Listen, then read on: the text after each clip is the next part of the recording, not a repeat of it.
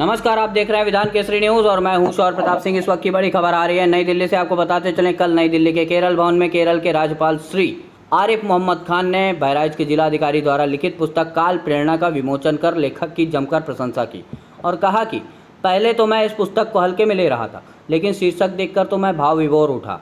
और यह भी कहा, पुस्तक किसी जिलाधिकारी ने नहीं बल्कि भारतीय संस्कृति के मजबूत स्तंभ ने लिखी है। श्री खान ने जिलाधिकारी श्री दिनेश चंद चौहान की जमकर प्रशंसा की और उनका सहयोग करने वाली उनकी पत्नी और बच्चों को भी साधुवाद दिया। कहा कि यह पुस्तक वाकई देश व पाठकों के लिए प्रेरणा स्रोत बनेगी। विमोचन कार्यक्रम में पुस्तक के लेखक जिलाधिकारी बहराइच श्री दिनेश चंद ने अपने स्वागत में भाषण देते हुए सभी मेहमानों का आभार व्यक्त किया और पुस्तक के प्रत्येक भाग से सभी को अवगत कराया। उन्होंने कहा कि मैं कार्यक्रम में पहुंचे मुख्य अतिथि सहित बहराइच के सांसद अक्षयवर लाल गौड़, राज्यसभा सांसद अनिल अग्रवाल, गाजियाबाद महापौर आशा शर्मा, सीनियर IAS नृपेंद्र मिश्रा के बेटे साकेत मिश्रा, वरिष्ठ भाजपा नेता शिव कुमार राणा, मतलूब भाई, राहुल सिंह, सत्येंद्र सिसोदिया, सरदार तेजपाल सिंह, अश्वनी ठाकुर, वरिष्ठ पत्रकार रविश रंजन, सरदार अहमद खतौली सहित सभी का स्वागत करता हूँ।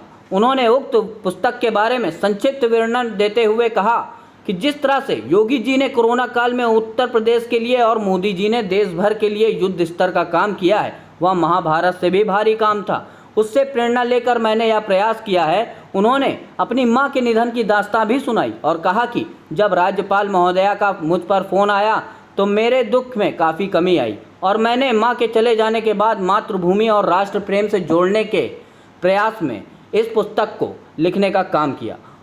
उन्होंने बताया कि मैंने इस पुस्तक में मित्र के भाव को समेटने की कोशिश की है, तो सैन्य बलों को भी श्रद्धांजलि देने का प्रयास किया। आदरणीय प्रधानमंत्री जी व मुख्यमंत्री योगी जी का वह नारा जिसमें कहा गया है, फिट इंडिया हिट इंडिया के रास्ते पर चलकर योग को भी प्राथमिकता देने के आधार पर रखा गया है। उन्होंने बताया कि मैंने इस पुस्तक में जहाँ महाराणा प्रताप की बहादुरी का परिचय दिया है, वहीं भामा शाह के योगदान को भी प्राथमिकता भी दी है। मुझे विश्वास है कि यह छोटी सी पुस्तक सभी पाठकों को अच्छी लगेगी और प्रेरणा स्रोत बनकर उभरेगी। लखनऊ से विधान केसरी के लिए राहुल ठाकुर की रिपोर्ट। माननीय राज्यपाल श्री आरिफ मोहम्मद खान साहब का मैं हृदय से और विनम्रता से स्वागत करता हूं, अभिनंदन करता हूं कि उन्होंने बिना मुझे देखे, बिना मुझे समझे दूरभाष पर वार्ता देकर और किताब को पढ़ने के बाद मुझे इस कार्यक्रम की अनुमति दी। मैं हृदय से आभार व्यक्त करता हूं। मैं शुरुआत करना चाहूँगा जिन परिस्थितियों में मैंने ये लिखा। कोविड की भयावह परिस्थितियाँ थी। माननीय मोदी जी, माननीय योगी जी पूरे उत्तर प्रदेश में और माननीय मोदी जी पूरे समग्र राष्ट्र के लिए कर रहे थे कार्य। और उस समय मैं लखनऊ के राम मनोहर लोहिया पार्क में गुजर रहा था, घूम रहा था, लॉकडाउन था, चोरी से अंदर कूद के उसमें प्रवेश किया। तो उस समय मुझे दिनकर जी की कुछ पंक्तियाँ याद आई। बिना शस्त्र का युद्ध है जो महाभारत से भी भारी है, कितने परिचित कितने अपने आखिर यूं ही चले गए, जिन हाथों में धन संबल सब काल छल से छले गए।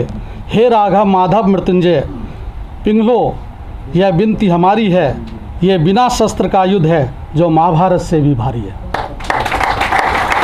इन पंक्तियों ने मुझे उद्वेलित किया कि जहाँ सारे लोग काम कर रहे हैं, कुछ कोरोना योद्धा, जैसे मैं नगर निगम में रहा हूँ, हम भी योद्धा अपने को तो नहीं कहूँगा, लेकिन कहीं ना कहीं उसका एक भाग था। सब लोग काम कर रहे थे, मोदी जी के, योगी जी के नेतृत्व में सब लोग काम कर रहे थे। उस समय एक दौर ऐसा भी था कि ऑक्सीजन की कमी आई तो एकाएक कोई उसका पूर्वानुमान नहीं था, पूर्वाभास नहीं था। साथ ही साथ इस पुस्तक में कबीर के माध्यम से मैंने ये बताने की कोशिश की है, क्योंकि मैं रसायन विज्ञान का इलाहाबाद यूनिवर्सिटी का छात्र रहा हूँ। Council of scientific and industrial research से मैंने PhD की है, वरिष्ठ। और हिंदी विषय को मैंने अपने केमिस्ट्री के साथ चुना, तो इसलिए अभिरुचि बनी। कबीरदास जी ने स्पष्ट रूप से बताया कि हम लोग ये घर खाला का नहीं है जहाँ कोई भी आए और अपना आकर कोई किसी प्रकार से मसीहा बन जाए। यहाँ पर शीश उतार कर देना होता है, तभी उसको व्यक्ति को प्रतिष्ठा मिलती है। तमाम वैज्ञानिकों ने इस दौर में टीकाकरण की खोज की माननीय मोदी जी के नेतृत्व में, और उस धरातल पर लाने के लिए उत्तर प्रदेश में उस समय पंचायत का चुनाव भी था, तो उस समय काम हुआ। ये इस पुस्तक के साथ साथ इसमें एक विषय वस्तु और है जो व्यक्तिगत तौर पर मेरी माताजी का निधन हुआ, अवकाश नहीं मिला था और मैं जा रहा था, रास्ते में लगभग 7 बजे होंगे, मैं 4 बजे चला था, तो माननीय राज्यपाल महोदय जी का मुझको फ़ोन आया और मैं यहाँ खड़ा होकर कोई चापलूसी में नहीं कहना चाहूँगा कि इतने बड़े शख्सियत का व्यक्तिगत तौर पर फ़ोन आना मेरे लिए लगा कि निश्चित रूप से ये एक ऐसी घड़ी है माता की जिसमें आपने मुझे स्मरण किया। मेरा सारा दुख दूर हुआ और फिर मैंने सोचा कि माँ, मातृभूमि और राष्ट्र, ये हमारे लिए, माँ गई तो हमारी मातृभूमि है और मातृभूमि है उसके बाद हमारी राष्ट्र भूमि है। तो माता के जाने के दुख को मैंने मातृभूमि और राष्ट्र प्रेम से इसमें जोड़ने का प्रयास किया है। ये किताब हृदय के करीब होगी आपके, अगर आप इसे पढ़ेंगे। बहुत छोटी है लेकिन कहीं ना कहीं आपको प्रेरणा देगी। ऐसे विश्वास और साहस के साथ पुनः एक बार सभी मित्रों का और हमारे मंच पर आसीन उस महान शख्सियत का मैं हृदय से आभार व्यक्त करूंगा जिन्होंने मुझे समय दिया। और कल 2 पंक्तियां मैंने लिखी थी, उसको भी मैं कहना चाहूँगा। दुनिया के हर ऐब से मैं बचा रहा, दुनिया के हर ऐब से मैं बचा रहा, जिसको मैंने पढ़ा उसी से जुड़ा रहा। और इस पुस्तक को पुस्तक के रूप में प्रकाशित और लिखने के लिए जो मुझे मेरी पत्नी आदरणीय सपना रानी सिंह और मेरे बच्चे भाविता सिंह, आस्था सिंह और देवप्रिया सिंह, जो मैं लिखता था उसको टाइप भी करते थे और फिर उसको एक शेप में लाते थे। कहीं कहीं गलती होती है लिखने में जल्दी में। मैं पुनः सभी भारतीय मतदाताओं और नागरिकों का अभिनंदन करते हुए कहना चाहूँगा कि मान्य योग नहीं होत जो कोरो पद पाई, मान्य योग होई जो पर हित को जाई। और पुनः सभी से प्रणाम करते हुए, पुस्तक में एक गलती हुई है, एक पेज उसमें मिस हो गया है और वो इस पुस्तक की जान थी, उसको मैं अलग से पृथक से दूंगा। लेकिन ये केवल मैंने इसलिए बताया कि कहीं ना कहीं कमी हो सकती है, लेकिन आप वो कमी ढूंढ नहीं पाएंगे किस चैप्टर में है। ये एक चैलेंज मैं आपके सामने देते हुए अपनी बात ख़त्म करता हूँ। धन्यवाद। पुनः एक बार सभी का अभिनंदन। नगर निगम गाज़ियाबाद के सभी पार्षदों का जो यहाँ उपस्थित हुए हैं, हमारे तमाम आकाश जी, तमाम लोग मित्र हैं, पुनः सबको नमस्ते, आदाब, सत श्री अकाल, जय हिंद, जय भारत। अंतस के संपूर्ण आदर के साथ आदरणीय राज्यपाल महोदय से अनुरोध करता हूं कि अपने आशीर्वचनों से हमें अभिसंचित करने की कृपा करें। दिनेश जी हमारे ज़िले के ज़िला अधिकारी हैं। जब पहले मुझे ये बताया गया कि उन्होंने कोई पुस्तक लिखी है, मैंने भी हमारे ज़िले के अधिकारी हैं, औपचारिकता निभानी है मुझे, तो मैंने क्या मंगाई है और मैं उस पर जो भी लिखना है बोलिए। वो मुझसे कहा गया था कि उसका प्रस्तावना या कुछ शुभकामना संदेश। जब वो ड्राफ्ट आया उसका छपने से पहले किताब के जो उसका मुसवदा है, मैं ये देखने के लिए कि कुछ लिखूंगा डॉक्टर साहब, ज़रा उसके पेजेस को इधर उधर कर रहा था और मैं हैरान रह गया कि ये प्रशासनिक अधिकारी हैं या ये किसी यूनिवर्सिटी में भारतीय संस्कृति का पठन पाठन करने वाला व्यक्ति है। I must say I was very pleasantly surprised। बहुत ही सुखद अनुभव हुआ। और फिर उसके बाद जो होता है कि 2-4-6 पेज उसके प्रश्न देखकर प्रस्तावना लिखने का इरादा था, लेकिन जिस अध्याय को पढ़ो और जो कुछ भी इन्होंने लिखा है उसकी पृष्ठभूमि में भारतीय संस्कृति को लेके आए। मैं आपको बहुत बहुत बधाई देता हूँ आपके इस शानदार काम के लिए। एक उपनिषद का डायलॉग है, वो क्या सुंदर बात कही। उनका कि सफल जीवन जीने का, आदर्श जीवन जीने का कि क्या सिद्धांत हो सकते। जब ये प्रश्न पूछा गया, ठीक उसी वक्त बादल कड़का, बादल आए हुए होंगे, बरसात का ज़माना होगा, तो ऋषि ने कहा जवाब मिल गया। तो शिष्यों ने कहा आपने तो कोई जवाब दिया नहीं। उनका जवाब तो ऊपर से आ गया, तुमने सुना नहीं, दा दा दा। और उन्होंने कहा कि पहले दा का मतलब है दम। अपने आप को अनुशासित करना, अपनी इंद्रियों का निग्रह करना, अपनी इच्छाओं को अपने ऊपर हावी नहीं होने देना, इच्छाओं के अनुसार नहीं, आदर्शों और सिद्धांतों के अनुसार जीवन जीना। पहला दा ये है। दूसरा दा है दान। दान का मतलब, दान अंग्रेजी का लफ्ज़ है चैरिटी। दान चैरिटी नहीं है। चैरिटी जब करते हैं ना तो आदमी को होता है मैं बड़ा हूँ, मेरे पास है, मैं छोटे को दे रहा हूँ। दान में ऐसा कोई भाव नहीं।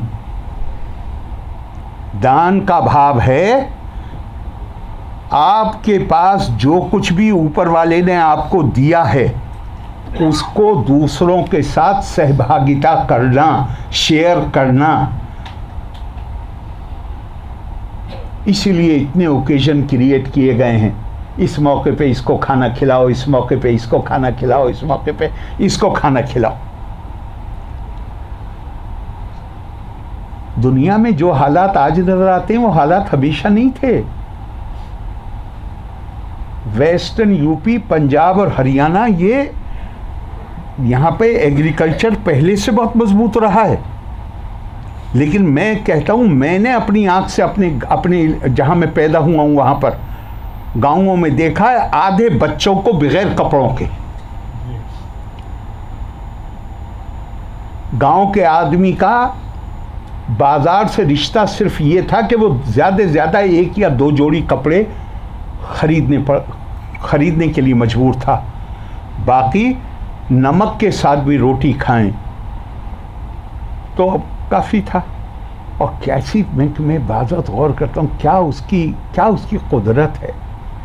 2 महीने, साकेत जी आप तो पैदा हुए हो शहर में और यहीं पले बढ़े हो, लेकिन ये बहुत इम्पोर्टेंट है जो मैं बता। 2 महीने ऐसे होते हैं जहाँ पे गेहूं की खेती करने वाले ये चाहते हैं कि गांव का आदमी आके उनके खेत से बथुआ उखाड़ के ले जाए, वरना बथुआ गेहूं को दाब देता है। तो वो 2 महीने ऐसे होते थे जब वो हरी सब्जी उनको उपलब्ध होती थी। और बहुत साल पहले जब मैं एग्रीकल्चर मिनिस्ट्री में था तो मैंने एक पेपर पढ़ा पूसा इंस्टीट्यूट का, तो पता चला कि क्या कुदरत ऊपर वाले की। ख़रीद के सब्जियां लाइए डॉक्टर साहब, तो कई सब्जियां मिला के 38 न्यूट्रिएंट्स जो बॉडी के लिए ज़रूरी हैं वो बनते हैं। और बथुआ अकेली सब्जी है जिसमें 38 के 38 मौजूद होते हैं। अकेली सब्जी है बथुआ जिसमें 38 न्यूट्रिएंट्स सारे के सारे मौजूद, बाकी किसी सब्जी में नहीं। तो जिसके निर्बल के बलराम, जिसके पास बेचारे के पैसे नहीं सब्जी खरीदने के लिए, उसके लिए ऐसी सब्जी उपलब्ध करा दी कि जो खेत वाला चाहता है उखाड़ ले जाए और उसमें सारे न्यूट्रिएंट्स। फिर उन्होंने कहा तीसरा दा क्या है? उनका तीसरा दा है दया। दान है आपके पास जो कुछ आपकी अपनी ज़रूरतों से ज़्यादा है उसको दूसरों के साथ शेयर करिए। और दया क्या है? दया है कि दूसरे की जो पीड़ा है, दूसरे का जो दर्द है, उसको शेयर करिए। और मैं आपसे दावे से कहता हूँ, हर इंसान के पास 24 घंटे हैं। कोई इंसान ऐसा नहीं है, बड़े से बड़ा हो दुनिया में, बड़े से बड़ा, चाहे राजनीतिक शक्ति हो, चाहे आर्थिक शक्ति हो, चाहे सैन्य कुछ भी हो, कोई ऐसा नहीं है जो चिंताओं से ग्रस्त ना हो। चिंताएं सबको होती हैं। दूसरों की चिंता को अपनी चिंता बना लीजिए, आपकी चिंताएं खुद ब खुद कम हो जाती हैं। इस जगह तो उतनी ही है, पानी तो उतना ही आएगा बर्तन में। अब एक गिलास है, पानी तो उतना ही आना, चाहे उसमें अपनी चिंताएं भरे रखिए और चाहे ऐसा करिए कि दूसरे की चिंताओं को उसमें डाल दीजिए, तो आपकी चिंताएं बाहर निकल जाएंगी। ये है भारतीय संस्कृति और कुछ नहीं है भारतीय। एको रसा करुणा एवा, हमारे ऋषि कहते हैं, हमारी पुरानी किताबें कहती हैं कि दुनिया में एक ही रस है, एक ही खुशी है। अब यहाँ से लेके सुबह से लेके शाम तक 50 खुशियाँ हैं। रेस्टोरेंट में जाइए, खाना खाइए, अच्छा लस्सी पीजिए, कुछ और काम कीजिए, सिनेमा देखिए, कुछ करिए। कहती है ये सब मोमेंट्री, इसका जो सुख आता है वो चलता नहीं। लेकिन एक सुख ऐसा है जो करुणा भाव से पैदा होता है, जो आपको किसी दिन रास्ता चलते हुए किसी ऐसे आदमी को जो खुद से सड़क पार ना कर सकता हो, सड़क पार करा दीजिए, रात को नींद अच्छी आएगी। और ये मुझे नज़र आता है इतना ज़्यादा दिनेश जी की किताब में। और मैं सच में शायद मैं आज और भी कार्यक्रम थे, मगर मैंने कहा नहीं भाई, इस किताब का तो अब इसको तो मैं ही करूँगा विमोचन, इसका विमोचन करूँगा। दिनेश जी, आपको मैं बहुत बहुत बधाई देता हूँ। अपनी लेखनी को जारी रखिए। बेशक आप बिजी होंगे, आप प्रशासनिक अधिकारी हैं, आपके ज़िम्मे बहुत जिम्मेदारियाँ होंगी, लेकिन अपनी इस लेखनी को और ये जो दृष्टिकोण है कि जहाँ आप हर चीज़ की तान ला के तोड़ते हैं भारतीय संस्कृति पर, दुनिया, भारत को नहीं, दुनिया को भी बचा। अगर कोई शांतिपूर्वक रास्ता, काहे का झगड़ा है भाई? भाई आप जो कुछ कर रहे हैं आप उसे बेहतर मानते हैं, तभी तो आप कर रहे हैं। झगड़ा ये है कि आप अपनी चीज़ मेरे ऊपर लागू करना चाहते हैं। भारतीय संस्कृति ये मानती है कि हर किसी को, एकम सद विप्रा बहुधा वदंती, हर किसी को ये अधिकार है, ये उसका बुनियादी अधिकार है। वो जिस तरह चाहे, वो तो आज है, वो तो नित्य है, वो तो शाश्वत है। फिर मूर्ति काय को बना रखी है? तो उनका अचिंत्य सिया प्रामे यस्या निर्गुण सिया शरीरिना उपासका नामो सिद्धि आर्तम ब्राह्मणो रूप कल्पना। वो तो वो है जो मनुष्य की कल्पना के बाहर है। उसको कोई रूप नहीं दिया जा सकता, उसको बयान नहीं किया जा सकता। तो फिर ये सब क्यों है? ये इसलिए है कि भक्तों की सुविधा के लिए उन्हें यह आज़ादी है, वो उसकी जैसे चाहे कल्पना कर लें और वो कल्पना को मूर्ति रूप देकर उसके प्रति अपनी श्रद्धा व्यक्त करते। जहाँ आपसे मुझसे आपका हिसाब नहीं लिया जाएगा, आपसे मुझसे हिसाब हम सब अपने अपने। अभी एक शब्द आपने प्रयोग किया था, उसके साथ मैं ख़त्म कर रहा हूँ। आपने शब्द प्रयोग किया था स्वार्थ। अब एक हिंदी के कवि ने बड़ी खूबसूरत बात कही। उन्होंने कहा कि राम मर्यादा पुरुषोत्तम, एक वाणी, एक वचनी, एक पत्नी। कृष्ण लीला पुरुषोत्तम, माखन चोर, चित चोर, रन चोर। एक नियम के प्रति ऐसा मजबूत था कि बाप खुद कह रहा है कि भाई मैंने वचन दिया था, तुमने नहीं वचन दिया, तुम मत जाओ, मना कर दो। कि नहीं पिताजी, आपका वचन है, वचन को पूरा करो। दूसरा, हर नियम को बैंड करने के लिए, अंग्रेजी में बैंड ही कहेंगे, हिंदी में क्या शब्द होगा, उसको जैसे धनुष झुका हुआ होता है, वो हर नियम को झुका देते थे। दोनों एक ही के अवतार हैं, दोनों विष्णु के ही तो अवतार हैं साहब। तो दोनों में फिर क्या, ये आप इसे रिकंसाइल कैसे करेंगे? एक नियमों के प्रति बिल्कुल एकदम जैसे कहते हैं टस से मस नहीं हो सकते। एक को नियम रोक नहीं सकते, तोड़ते नहीं हैं, ये नहीं है कि तोड़ा हो नियम को, लेकिन नियम को दोनों के अंदर क्या कॉमन है? एक चीज कॉमन है दोनों के अंदर, और वो है दोनों में से एक ने भी कोई भी काम अपने स्वार्थ के लिए नहीं किया। काम किया लोक संग्रह के लिए, काम किया लोक कल्याण के लिए, काम किया जगत हित में। जगत हिताय रामाया, जगत हिताय कृष्णाया, जगत हित के लिए नियमों का पालन, जगत हित के लिए अगर कहीं इसकी जरूरत हो कि तोड़े बगैर उसको कुछ झुकाना हो, वो किया। लेकिन पैमाना क्या है? स्वार्थ नहीं। स्वार्थ के लिए अगर आप करेंगे तो फिर उसके अंदर से जो नैतिक बल है,